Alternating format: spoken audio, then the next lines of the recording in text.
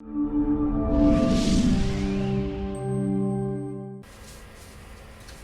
എങ്ങനെ ഇരിക്കുന്നു?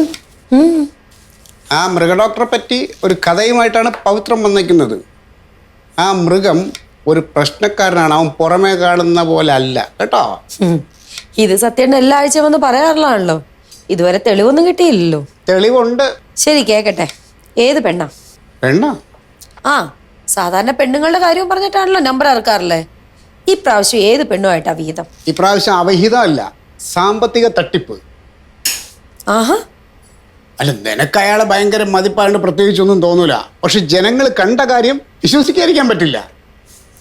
എന്ത് ആര് കണ്ടു എന്നാ? ഈ മൃഗം ഒരു ബേക്കറിയിൽ നിന്ന് ഇറങ്ങി വരുമ്പോൾ ഒരാൾ വന്ന് അയാളെ തടഞ്ഞു നിർത്തിയിട്ട് എൻ്റെ പൈസ എങ്ങ് എടുക്കുമെന്ന് ചോദിക്കുന്നു.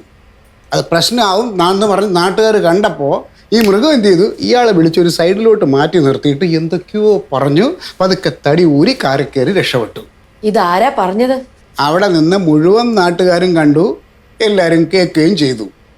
ആരാത്? അയാളെ ഇതിനു മുമ്പ് ഇവിടെ എന്തായാലും കണ്ടിട്ടില്ല. അയാൾ ഇവിടെ വന്ന് കാശ് ചോദിച്ച സ്ഥിതിക്ക് ഇത് ആ മൃഗത്തിൻ്റെ നാട്ടിലുള്ള ആരോ ആയിരിക്കും. അവിടെ എങ്ങാനും വെച്ച് കാശ് കടം മേടിച്ചിട്ട് പറ്റിച്ചിട്ട് ഇവിടെ വന്നതായിരിക്കാം. അത് പ്രശ്നമായപ്പോൾ ആയിരിക്കും സ്ഥലം മാറ്റം വാങ്ങി ഇങ്ങോട്ട് വന്നത്. പക്ഷെ അയാൾ മിടുക്കനാ, ഇവനെ വന്ന് കണ്ടെത്തി. ഇനിയിപ്പോൾ എന്തായാലും ഇന്ന് എന്തൊക്കെയോ പറഞ്ഞു ഒതുക്കി അങ്ങ് വിട്ടു. കാശ് കൊടുക്കാതെ വരുമ്പോണ്ടല്ലോ അയാൾ ഇനിയും വരും. വന്നില്ലെങ്കിൽ ഞാൻ വരുത്തും. ഹലോ ആർച്ചേ, ഞാനാണ്. ആ, മനസ്സിലായി. നീ എന്താ പറഞ്ഞത്? ആ മൃഗം അങ്ങനെ ഒന്നും ചെയ്യില്ലാന്ന് അല്ലേ? ഞാൻ പറഞ്ഞ പോലെ തന്നെയാണ് കാര്യങ്ങൾ. ആ മൃഗം പറ്റിച്ച ഒരാളെ എൻ്റെ കയ്യിൽ കിട്ടിയിട്ടുണ്ട്. അവൻ്റെ മൊഴി മാത്രം മതി ഇവനെ പൂട്ടാൻ. എനിക്കൊന്നും മനസ്സിലാവുന്നില്ല സത്യേട്ടാ. നിനക്ക് എല്ലാം ഞാൻ മനസ്സിലാക്കി തരാം. ഇത്തവണ ദൈവം എൻ്റെ കൂടെയാണ് മോളെ. ആ സത്യേട്ടാ, ഹലോ. ഇതാണ് ഞാൻ പറഞ്ഞ വ്യക്തി. എന്താ പേര്? സോളമൻ. വീട്? കോട്ടയം. ഞാൻ പവിത്രൻ്റെ അടുത്തല്ല ചോദിച്ചത്, ഞാൻ സോളമനോടാണ് ചോദിക്കണം. സോളമൻ പറയട്ടെ, എന്താ സോളമൻ്റെ പേര്? സോളമൻ. വീട് കോട്ടയല്ലേ? കോട്ടയം. എന്തിനാ ഇവിടെ വന്നേ? പവിത്രം വിളിച്ചോണ്ട് വന്നു. അതല്ല, കോട്ടയത്ത് നിന്ന് എന്തിനാ ഇവിടെ വന്നേന്ന്? സത്യം പറയാലോ സാറേ, എനിക്ക് ഈ പോലീസ് സ്റ്റേഷൻ എന്ന് പറഞ്ഞാൽ പണ്ടേ ഇഷ്ടമല്ലാത്തൊരു കാര്യമാണ്. ഞാൻ കാശ് കൊടുത്തിട്ടുണ്ടെങ്കിൽ അത് കൃത്യമായിട്ട് വാങ്ങാൻ എനിക്കറിയാം. അങ്ങനെ വാങ്ങിക്കാനാണെങ്കിൽ എനിക്ക് പണ്ടേ കേസ് കൊടുക്കായിരുന്നു. അതെ, നിയമം കയ്യിലെടുക്കാനൊന്നും ഞങ്ങളിവിടെ ആർക്കും അനുവാദം കൊടുത്തിട്ടില്ല. അതിനാണ് ഇവിടെ പോലീസ് ഉള്ളത് കേട്ടോ. എന്തെങ്കിലും പരാതി ഉണ്ടെങ്കിൽ ഒരു കടലാസിൽ എഴുതി തരിക, ഞങ്ങൾ അന്വേഷിക്കും. എന്നിട്ട് ഏത് കൊലകൊമ്പനായാലും പൊക്കിയെടുത്ത് ഞാൻ അകത്തിടും. ഇത് പറയുന്നതേ SI സത്യപാലനാ. ഇനി പരാതി എഴുതി തരാൻ ബുദ്ധിമുട്ടുണ്ടെങ്കിൽ പറഞ്ഞാൽ മതി, ഞാൻ എഴുതിക്കോളാം. ഇവിടെ വരുന്നവർക്ക് ഒരു ബുദ്ധിമുട്ടും ഉണ്ടാകരുതെന്ന് എനിക്ക് നിർബന്ധമാണ്. എഴുതട്ടെ? സാറിന് നിർബന്ധമാണെങ്കിൽ സാർ എഴുതിക്കോ. സോളമൻ കോട്ടയത്ത് നിന്ന് എന്തിനാ ഇവിടെ വന്നേ? കാശ് വാങ്ങാൻ. എത്ര രൂപയാണ് കിട്ടാനുള്ളത്? 3 ലക്ഷം രൂപ. അത്രേ ഉള്ളൂ? ഈ 3 ലക്ഷം രൂപയാണോ സാറ് വൻ സാമ്പത്തിക തട്ടിപ്പാന്നൊക്കെ പറഞ്ഞത്? അല്ല, അതെ, ഇത് എനിക്ക് മാത്രം കിട്ടാനുള്ള കാശാ. ഇതുപോലെ വേറെ ഒരുപാട് പേർക്ക് കിട്ടാനുണ്ട്. ആ, അവരെയൊക്കെ സോളമൻ അറിയാമോ? പിന്നെ എനിക്കറിയാം. അവർക്കൊന്നും പരാതിയില്ലേ? അല്ല, വേണമെങ്കിൽ അവരെ കൊണ്ട് നമുക്ക് പരാതി കൊടുപ്പിക്കാമല്ലോ.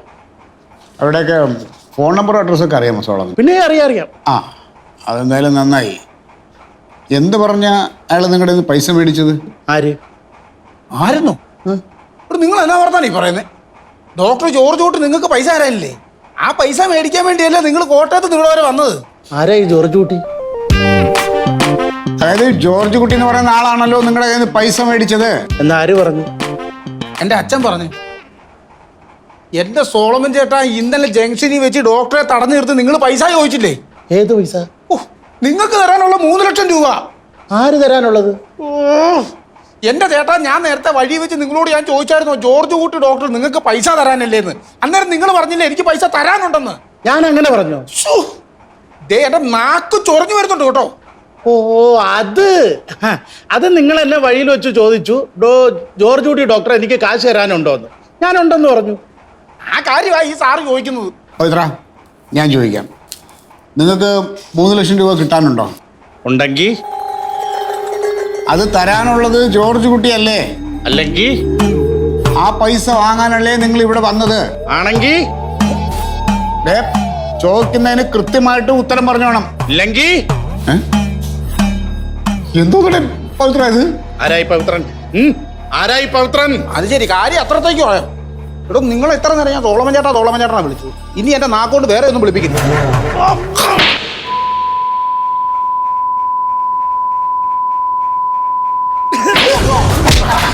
എന്താണ് കാണിക്കുന്നത്?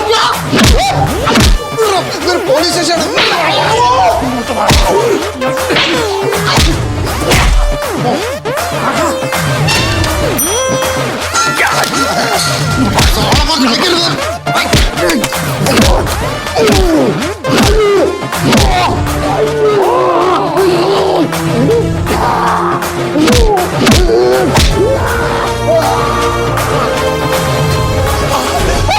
എന്താടാ? അവന്റെ മുഴുത്ത ഭ്രാന്താ. സാറിന് അങ്ങനെ പറയാൻ പാടില്ല. സാറിനല്ല, ഞാനിവിടെ നേരത്തെ കൊണ്ടുപോയില്ലേ, അവൻ ഈ സ്റ്റേഷൻ കത്തിക്കും. സാറിന്റെ ജീവനോട് വേണമെന്നുണ്ട് നിങ്ങൾ അങ്ങോട്ട് ചെല്ല്, അല്ലെ അവൻ സാറിന്റെ പോസ്റ്റ്മോർട്ടം നടത്തും. ഹലോ ഹലോ ഹലോ, എടാ എന്താടാ നിന്റെ ശബ്ദം? എടാ എന്താ ഇന്ന് ഞാൻ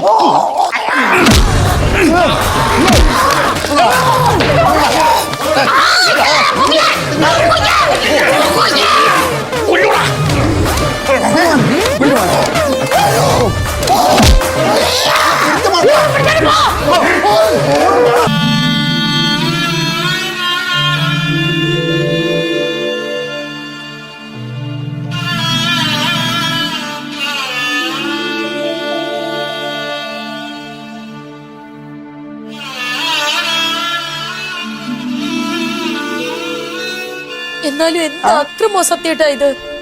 ഒരാള് പോലീസ് സ്റ്റേഷനിൽ കയറി വന്ന് SI കൈവയ്ക്കാന്ന് പറഞ്ഞാൽ കേട്ടുകേൾവി പോലും ഇല്ലാത്ത കാര്യമാ.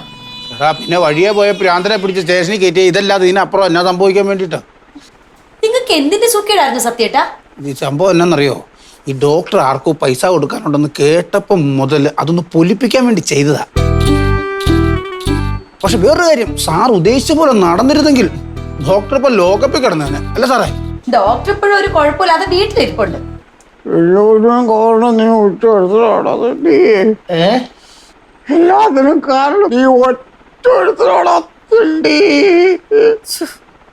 അപ്പോഴാത്തിന്റെ വാക്കും കേട്ടോണ്ട് എന്റെ കുഴി ചാടിച്ചില്ലേ? നിന്നെ വിശ്വസിച്ച് എന്നെ പറഞ്ഞാ മതിയല്ലോ. ചേടാ, ഇത് ഞാൻ മാത്രമല്ലല്ലോ. ഈ ജംഗ്ഷനിലുണ്ടായ സംഭവം നാട്ടുകാർ മുഴുവൻ കണ്ടതാ. പിന്നെ നിങ്ങളുടെ പോലീസുകാർക്കും അറിയാം.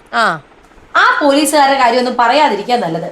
സ്വന്തം SI ഒരാളെങ്കിലും ഇട്ട് പെരുമാറിയിട്ട് ഒന്ന് പിടിച്ചു മാറ്റാൻ പോലും ഒരാളും ഉണ്ടായിരുന്നില്ലല്ലോ. എന്റെ പൊന്നു മെമ്പറെ, അതിനുള്ള സമയമൊന്നും കിട്ടിയില്ല.